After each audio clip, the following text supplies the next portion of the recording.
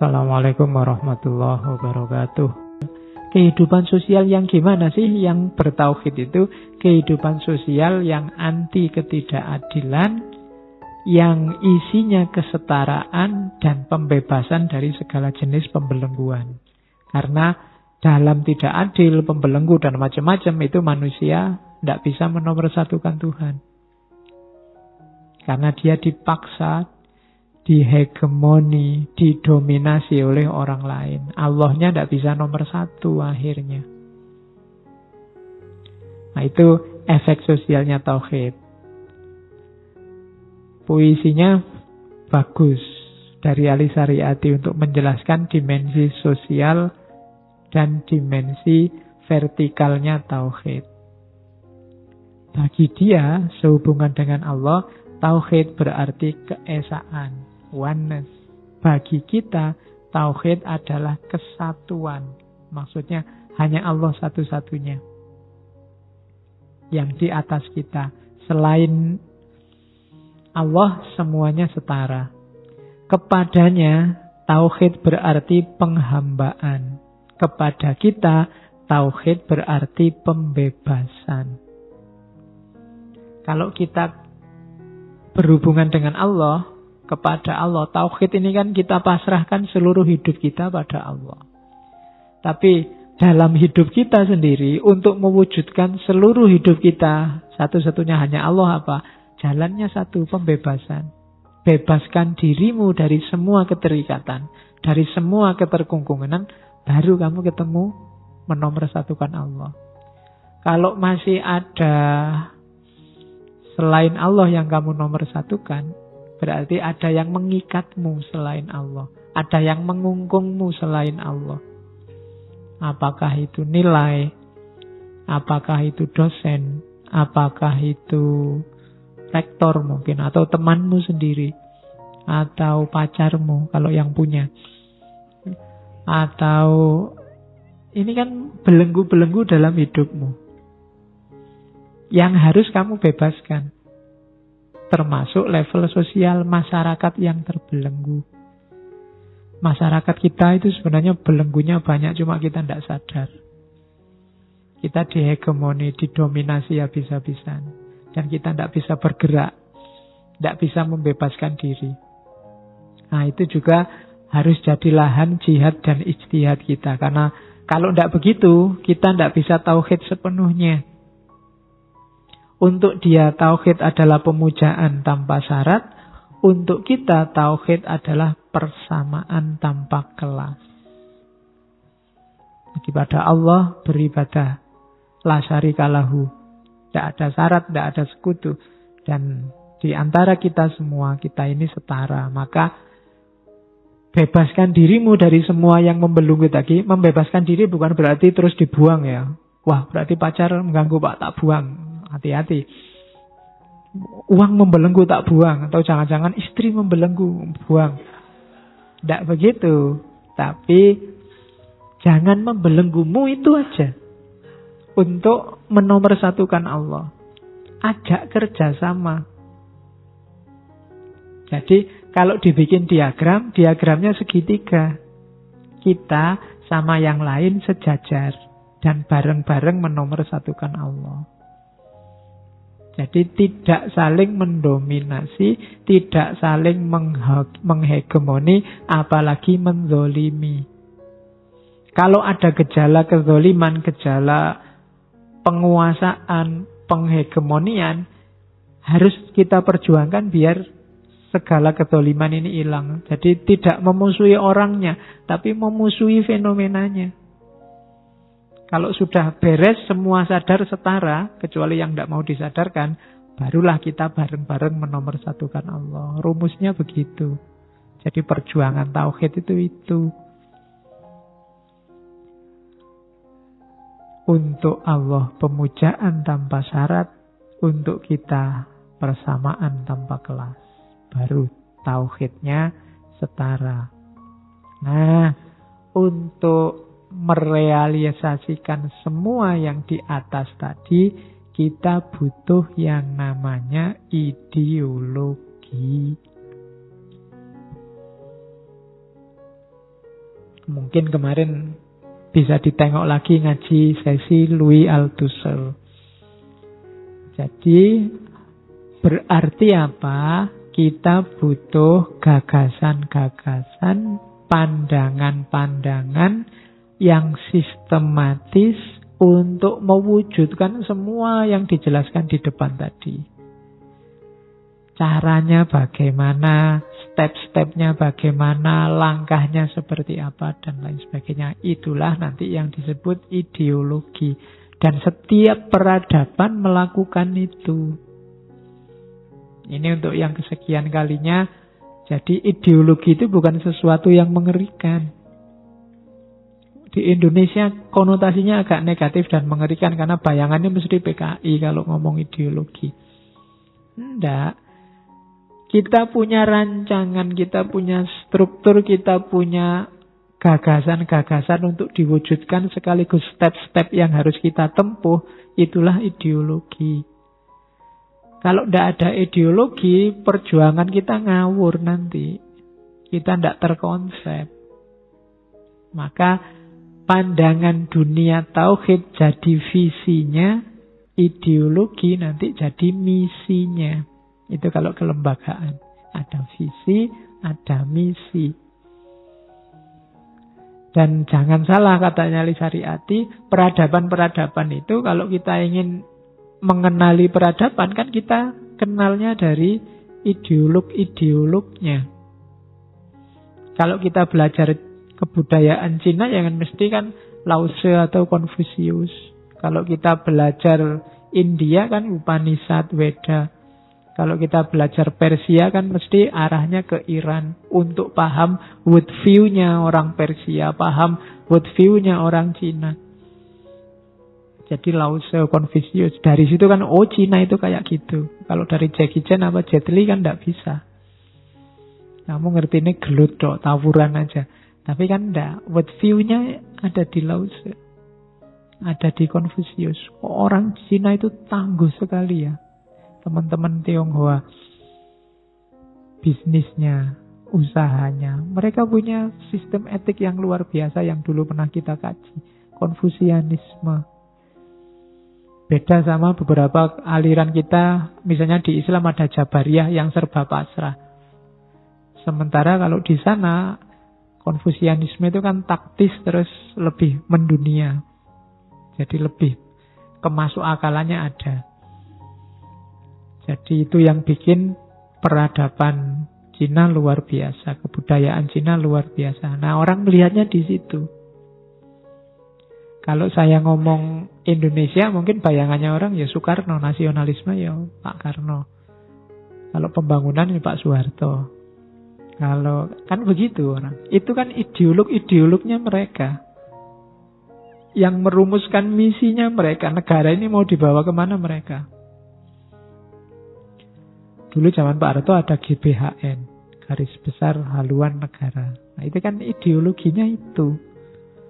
Ya meskipun agak kaku, tapi orang tahu besok kita mau dibawa ke sana. Meskipun cara membawanya juga sering beberapa kali ada masalah. Tapi kita tahu mau dibawa kemana. Itu ideolog. Hari ini kita Indonesia yang agak bingung nyari ideologi. Maunya sih Pancasila. Tapi dulu zaman Pak Harto Pancasila ditafsirkan rigid, kaku, pakai P4. Karena Pancasila itu prinsip-prinsip general.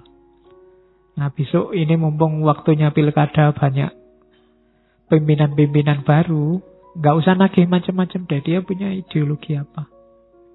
Pandangan dunianya seperti apa, itu menentukan. Pandangan dunianya Pak Anies sama Pak Ahok pasti beda.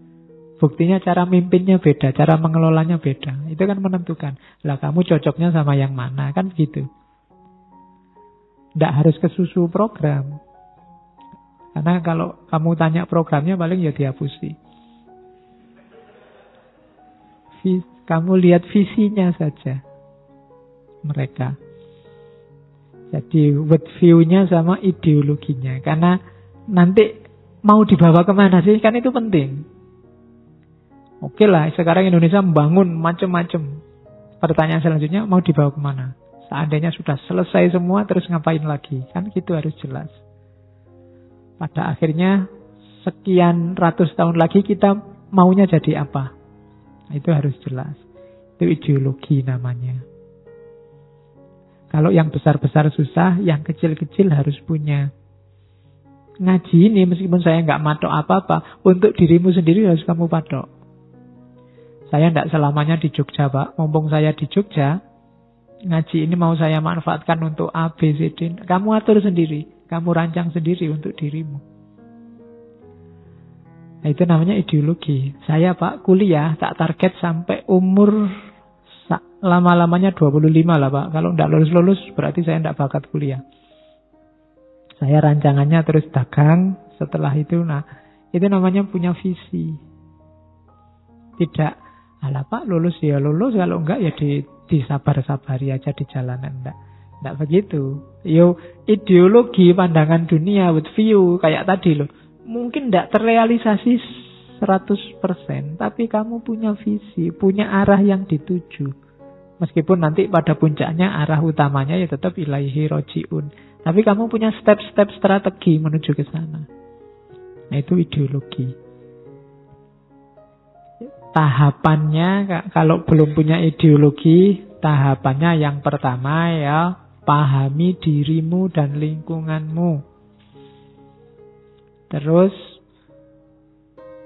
yang kedua, evaluasi. Apakah memang sudah seharusnya begitu? Atau ingin seperti apa? Kalau sudah, strateginya bagaimana untuk menuju ke sana? Itu caranya bangun ideologi. Tadi saya suruh dirimu, berarti bacalah dirimu. Kondisi objektifmu sekarang seperti apa? Kondisi, kayak mata pelajaran itu ya. Kondisi sosial, ekonomi, politik, pribadi. Kamu rancang sendiri kondisimu kayak gimana, kamu analisis. Setelah itu, apakah sudah puas hanya kayak gini? Kalau belum, inginnya bagaimana? Kamu tulis. Untuk ekonomi, saya puas, Pak. Selama ini cuma minta dan ternyata tidak perlu capek-capek dapat uang. Untuk urusan pribadi kurang puas, Pak. Karena sampai semester 14 ini yang ngelirik satu aja tidak ada. Untuk urusan, ini namanya merancang. Terus saya inginnya 2 semester lagi lulus, setelah itu S2 apa S3. Kemudian waktu saya daftar S3 ini kalau bisa sambil nyari-nyari, jadi begitu diterima langsung kawin. Kemudian ini namanya rancangan. Ideologi harus punya ini. Strateginya terus gimana? Untuk menuju biar pas waktu S2 bisa kawin, berarti sekarang harus mengumpul kawin, nikah. Nanti kamu beda lagi tafsirannya kalau saya ngomong kawin.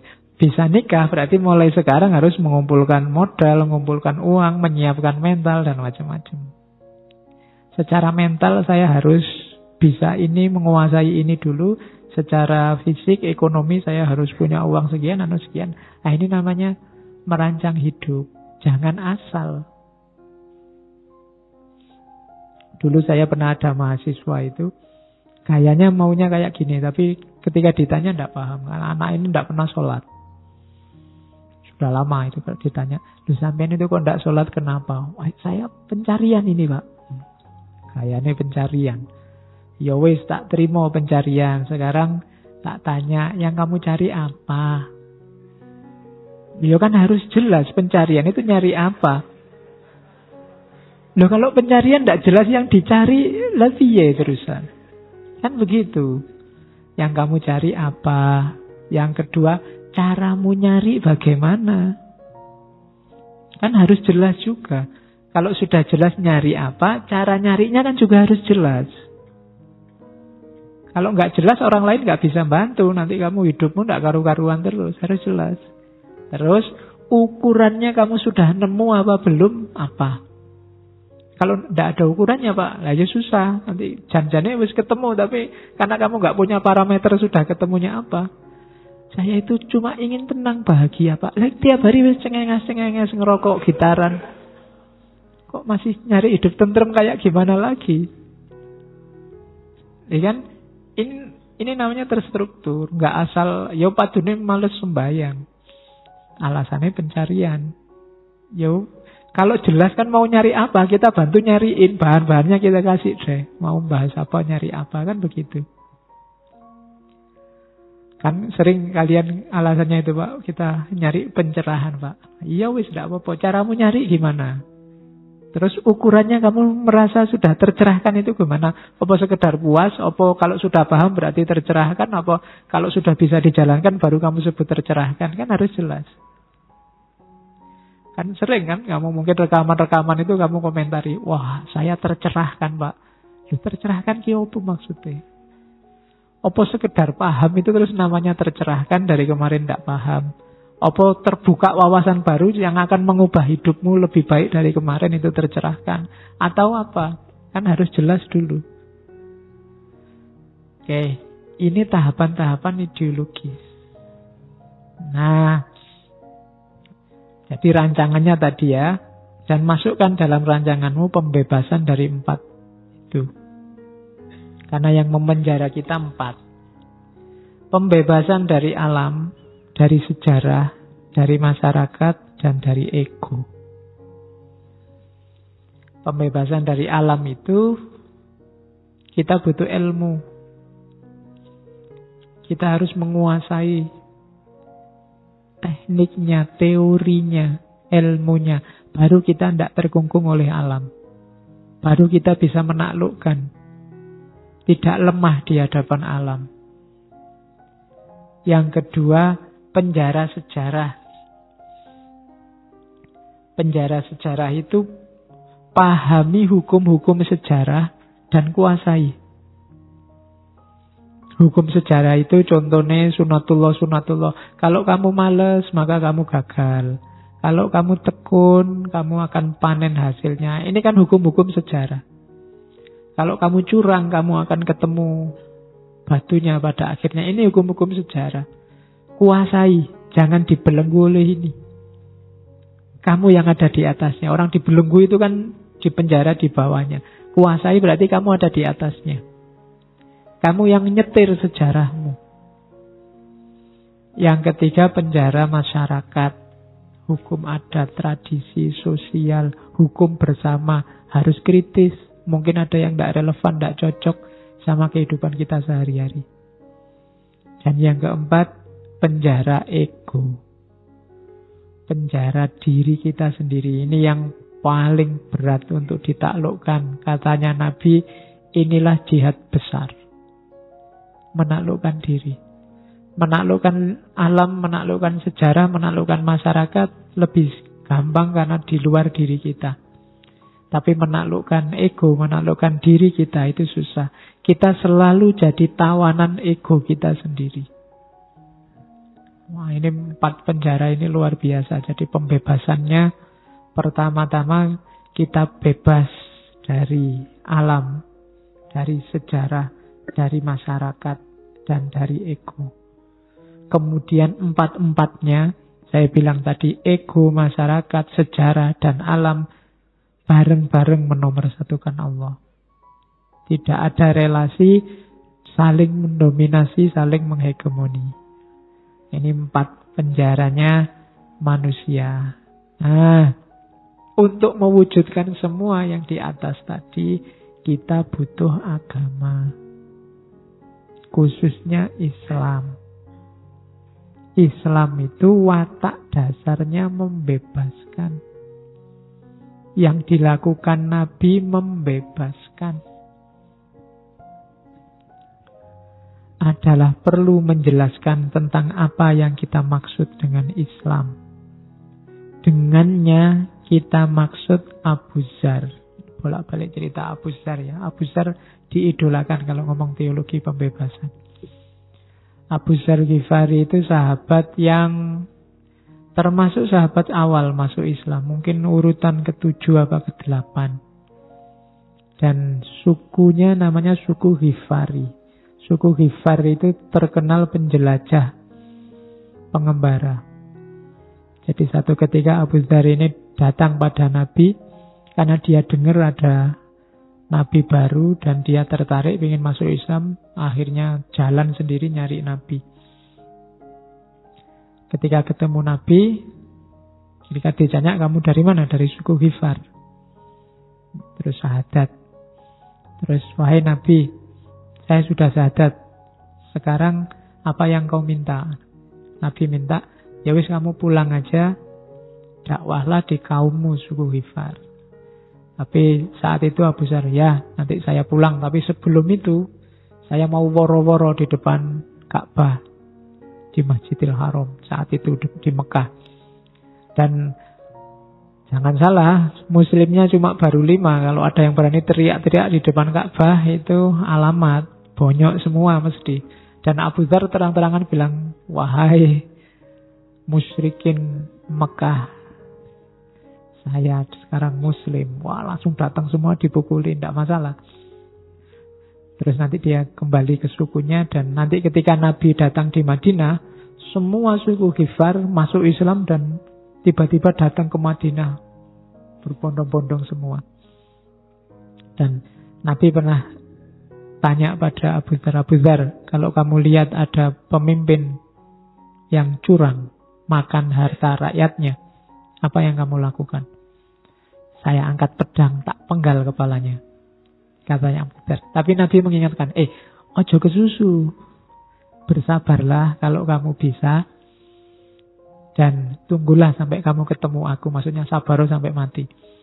Dan Abu Dzar memenuhi perintah Nabi, tapi tetap amar ma'rufnya luar biasa. Jadi setiap ada penguasa yang zalim, dia akan teriak-teriak mengingatkan meskipun tidak ngangkat pedangnya. Dan ini jadi blunder karena dia sering dipukuli gara-gara itu. Dan akhir hidupnya sama seperti kata-katanya Nabi, kamu lahir sendirian, masuk Islam sendirian, dan nanti meninggal juga sendirian. Jadi Abu Dzar ini tinggal di padang pasir di pinggiran Madinah sendirian sama istrinya. Waktu mau meninggal, istrinya ini nangis. Katanya Abu Dzar, lah kok kamu nangis? Kenapa? Enggak, kamu mau meninggal sendirian dan kita tidak punya kain kafan untuk bungkus kamu. Katanya Abu Dzar, tenang saja. Satu ketika Nabi pernah bilang bahwa nanti ada sahabatku yang meninggal sendirian dan dikafani oleh sekelompok umat beriman yang datang.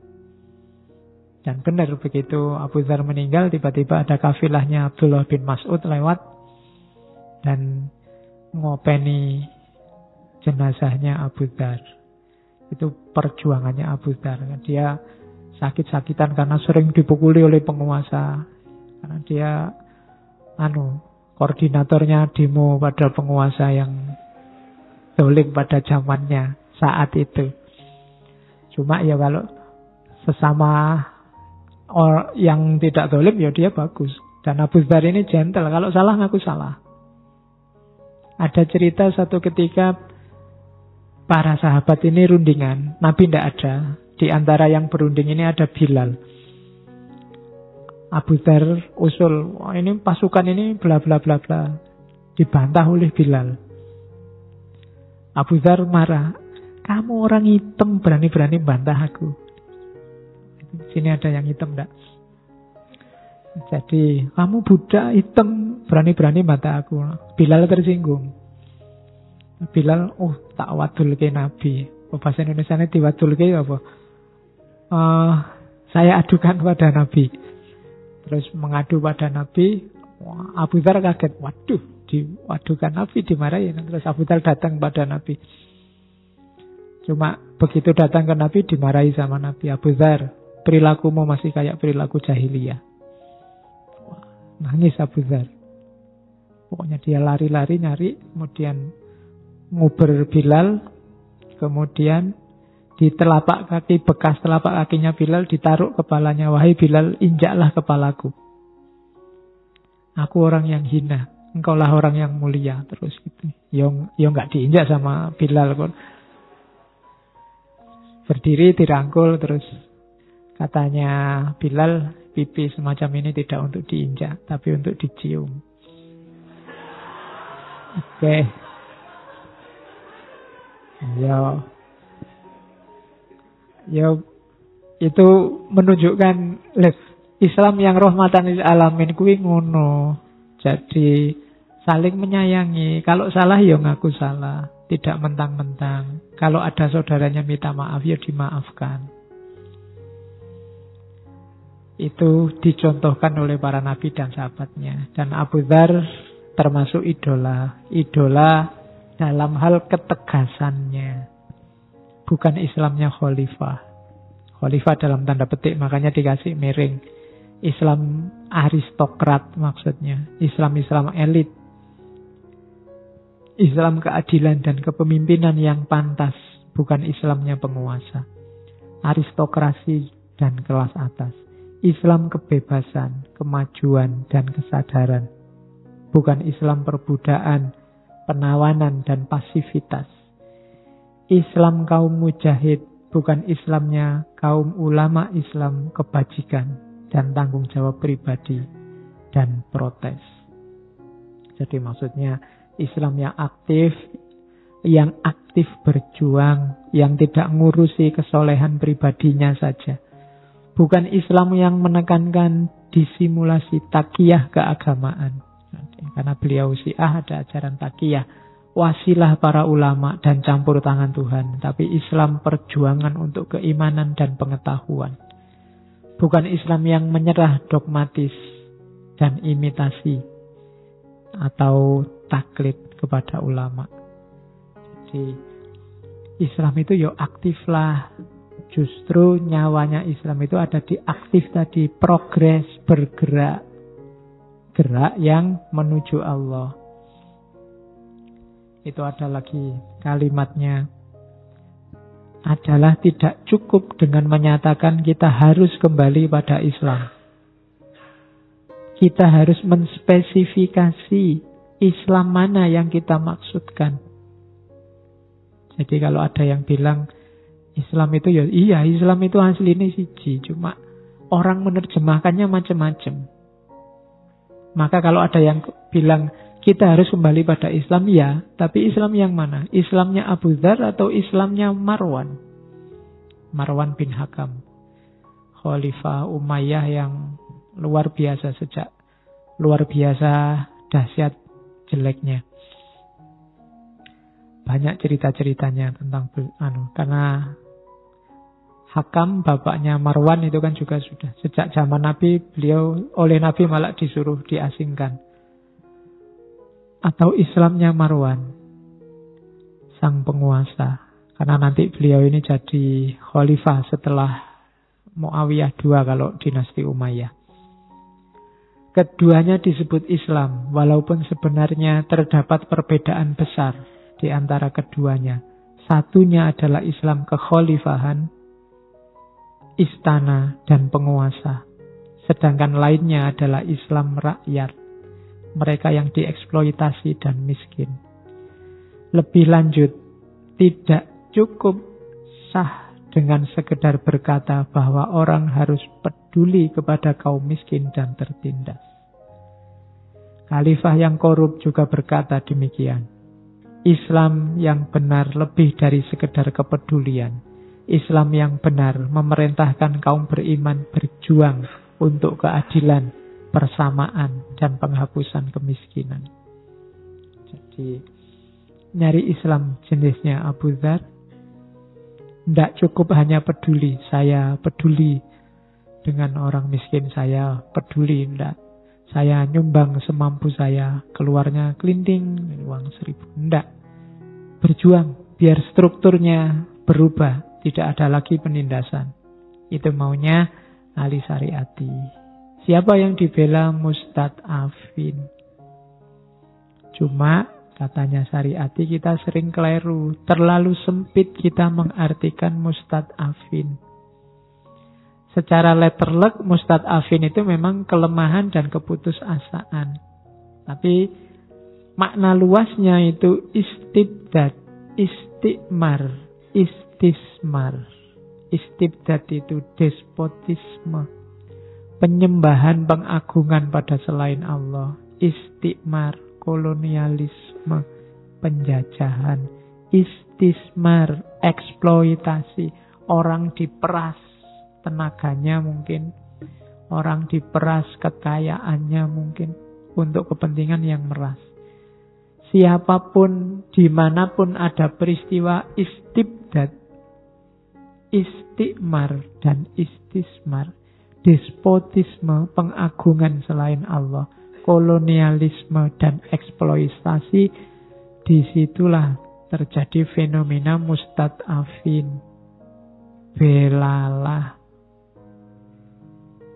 Itu maunya Syariati. Setiap kali rakyat dibiarkan lemah secara ekonomis, itulah eksploitasi namanya. Kalau rakyat dibiarkan lemah secara politis, itu namanya despotisme. Kenapa rakyat harus lemah secara politik? Biar orang-orang itu yang jadi pimpinan terus. Atau dibiarkan lemah secara nasional, yaitu namanya kolonialisme. Atau dibiarkan lemah secara kultural, yaitu pelumpuhan, istid'af tadi, pelemahan. Entah dalam satu bidang ini atau gabungan beberapa di antaranya, maka terjadilah istid'af. Dan korbannya namanya mustad'afin. Jadi, kalau rakyat dibiarkan lemah secara ekonomi, terjadi fenomena istid'af. Itulah bahasa ilmiahnya eksploitasi. Kalau rakyat dibiarkan lemah secara politik sehingga mereka bingung nyari pemimpin yang baik, tidak bisa, terpaksa harus orang-orang itu, terjadi peristiwa istid'af. Itulah namanya despotik. Kalau rakyat diperas di negaranya sendiri, dijajah, dibelenggu kebebasannya, itulah kolonialisme. Kalau rakyat dieksploitasi secara kultural sehingga mereka lemah, itulah pelumpuhan. Dan semuanya namanya mustad'afin. Islam yang sejati, di antara tanggung jawab kekhalifahan tadi, selain gerak vertikal, ini loh yang harus kita perjuangkan. Nah, analoginya siapa? Perjuangan Habil melawan Qabil. Habil itu kelompok yang tertindas, yang sepanjang sejarah diperbudak oleh Qabil. Bagi yang baca ceritanya Nabi Adam pasti ngerti. Sejarah pembunuhan pertama dalam kisahnya manusia. Nah, Qabil ini penindas, Habil ini orang yang lemah, tertindas, bahkan sampai tewas. Jadi perjuangan melawan penindasan itu analoginya perjuangannya Habil melawan Qabil. Kayak gimana perjuangannya Habil? Yaitu perjuangan yang dilakukan para nabi. Kalau di ahli syariati ya contohnya perjuangannya Nabi Ibrahim, Nabi Musa, Nabi Isa, Nabi Muhammad. Itu kan tipe-tipe pembebas semua. Dan mereka bukan kalangan aristokrat. Ibrahim, Musa, Isa, Muhammad itu kan lahir dari rakyat yang kemudian berjuang melakukan pembebasan. Ibrahim itu malah anaknya tukang batu yang bikin patung. Nabi Musa kebetulan dibuang di sungai, kebetulan diangkat jadi anak angkatnya Fir'aun. Tapi nanti kan melawan Fir'aun karena darahnya memang darah rakyat. Isa apalagi, Isa lahirnya di Bethlehem. Nabi Muhammad, yatim piatu sejak kecil, penggembala kambing, semua dari rakyat. Ummi terjemahannya. Jadi muncul dari kalangan rakyat biasa, rakyat jelata yang ummi dan nanti melakukan perjuangan pembebasan. Itulah yang dilakukan oleh Nabi. Musuhnya siapa? Musuhnya 4 klaster. Fir'aun, Haman, Korun, dan Bal'am. Fir'aun itu penguasa yang korup, penindas, merasa benar sendiri. Haman itu intelektual, ilmuwan, teknokrat. Cuma ilmunya dipakai untuk mendukung Fir'aun. Korun, hartawan kapitalis, rakus, menghisap kekayaan rakyat.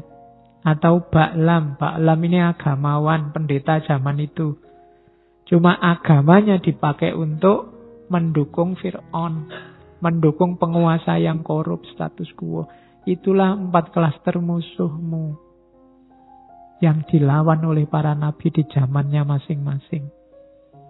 Kalau Al-Quran kan mencontohkannya Fir'aun dan kawan-kawan semua itu kan. Fir'aun, Haman, Korun, Bal'am. Jadi kalau ada raja yang korup, penindas, kalau ada ilmuwan yang melacurkan ilmunya untuk penguasa yang korup, kalau ada hartawan yang menghisap rakus, dan kalau ada agamawan yang melacurkan agamanya untuk kepentingannya sendiri kepada raja, lawanlah. Itulah tugasmu. Karena efek dari 4 orang itu pasti lahir kalangan namanya mustad'afin. Orang-orang yang dilemahkan, eksploitasi dan lain-lain tadi. Itulah yang harus kita perjuangkan. Itulah teologi pembebasan Islam versi Ali Syariati. Kemiskinan sejatinya bukan semalam tanpa makan, tapi sehari tanpa berpikir. Cie-cie tapi kamu ya. Kalau semalam tanpa makan kita melakukan ya. Kalau malam pas tidur kan tidak makan. Tapi sebelum malam kita makan banyak. Sehari tanpa berpikir. Ini quote dari Ali Syariati. Jadi tidak usah galau kalau duitmu untuk makan habis. Galaulah kalau kamu tidak bisa mikir, pikiranmu buntu. Sehari tanpa mikir. Lebih harus digelisahkan. Kenapa? Ya tadi eksistensimu sebagai insan itu kuncinya ilmu. Dan ilmu itu nyawanya ada di berpikir. Terus itu ada lagi. I am amazed that how salam is always the first word to start a meeting, but in prayer it is the end word. Maybe it means the end of prayer is the start of a meeting. Ini tadi urusan vertikal horizontal. Aku heran, kenapa sih salam itu selalu jadi kalimat pertama dalam pertemuan, percakapan, obrolan, urusan dunia. Tapi kalau sholat, dia kalimat terakhir. Kan kalau sholat kamu awalnya kan bukan salam. Kalau kamu sholat awalnya salam bisa dipukuli. Assalamualaikum, kan nggak gitu. Sama kayak zaman dulu saya KKN, ada teman KKN. KKN-nya di masjid gini, pas waktu sholat disuruh adzan. Saking groginya karena nggak pernah adzan, harusnya keluarnya Allahu Akbar, keluarnya Bismillah loh. Itu saking nervosnya ya, mau bilang Allahu Akbar malah Bismillah, keras banget. Bismillah. Oke, nah maybe katanya Ali Syariati, berarti berakhirnya urusan kita sama Allah dimulainya urusan kita sama manusia. The start of a meeting. Jadi ojo urusan kesana terus. Sekarang ganti urusan khilafah. Nanti mana yang mustad'afin, mana yang harus dibela dan lain-lain. Jadi itu pendapatnya Syariati. Ini pakai bahasa Indonesia ya. Dimanapun kau dapati seorang budak lelap tertidur, segera ambil seember air dan sebatang rotan. Siram wajahnya agar ia tersentak dan terbelalak. Berikan rotan itu. Katakan kepadanya, siapa yang telah memperbudakmu? Merdekalah, cambuk dan usir siapapun yang menjualmu. Ini untuk kalian juga cambuknya. Sama airnya. Kita itu kadang-kadang diperbudak tapi tidak sadar. Kita dieksploitasi tapi tidak ngerti. Atau tidak mau ngerti. Maka siramlah dan kasihlah cambuk. Itu maunya ahli syariat. Terakhir, ini tadi yang kesepian tadi. The more man realizes his humanity, the lonelier he feels. Semakin orang sadar kemanusiaannya, semakin kesepian dia akan merasa. Kayak tadi, karena manusia itu kebanyakan hidupnya dalam kerumunan. Kita sebagian besar hidup kita adalah kosong, nol. Tidak ada artinya sama sekali. Kalau kita sudah mulai berpikir, mulai merumuskan jati diri kita, seringkali nanti kita jadi sendirian. Maksudnya apa? Tidak kayak yang lain. Kita akan kesepian. Mungkin cara berpikir kita, cara hidup kita beda sama yang lain. Tapi disitulah sebenarnya yang diinginkan oleh Allah. Dimulai sejak insan, basar, dan seterusnya tadi. Kesadaran kita sebagai manusia itu saja. Dengan segala potensi dan tanggung jawabnya. Jadi the lonelier. Kita akan semakin kesepian. Kalau kalian merasa, Pak, ilmu saya tambah, tapi kok saya merasa asing sama teman-teman yang lain ya Pak. Yang lain itu cara mikirnya gitu-gitu, saya kok kelihatannya beda sendiri ya. Mungkin kalimatnya ahli syariat ini cocok. Semakin kamu sadar dirimu, semakin kamu merasa kemanusiaanmu, semakin kamu sendiri. Karena banyak orang lain itu hanya ikut arus begitu saja, tidak mau mikir, tidak mau menyadari hakikat keberadaannya sebagai manusia. Oke, alhamdulillah.